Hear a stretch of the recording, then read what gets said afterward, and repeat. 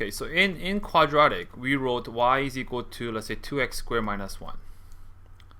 Now we know that this is a function because for every input, there's only one output.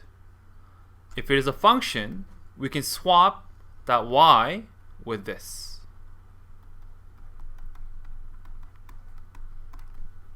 Okay? What this is saying is the following. This f here stands for function. Okay, function. And this bracket means of. This bracket here means of course, x.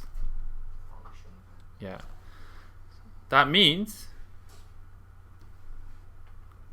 I'm dependent on x.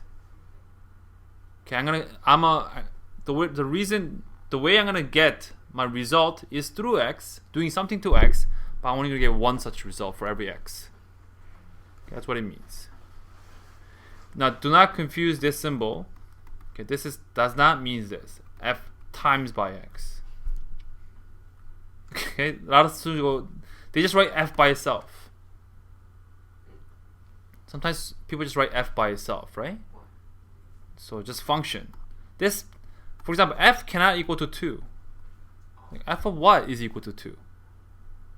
You have to put in something in there. So a popular analogy of function is a machine. Okay, we say this is a machine, okay? But machine by itself doesn't do anything. Usually a person has to, like, if it's a computer, you gotta type something in. If you type it in, press enter, what happens? Something comes out, right? More simply, if it's a vending machine, if you see a vending machine, does it do anything by itself? You can stare at it, sure, but does it do anything? Usually, what do you have to do? You have to put some money in there, press a button, and then you get like chips, right? Bag of chips. This machine is a function. Do you ever get? You put money in. Do you ever get 2 chips? Okay, let me put it this way. Do you ever get like sometimes this chips and sometimes that chip? No. If you put money in, you press a button, the chip that you want, you get that chip. You don't get a different chip, right? Does that make sense? Yeah. So actually, this is actually the reason why function is so important. When we build anything, whether it's computers or machine, cars, we build it as a function. Okay? If it's a brake, if it's a car, if you hit a brake, when you hit the brake, it better brake. It better not accelerate sometime, right? It does what it's supposed to do. That's what a function is. Okay?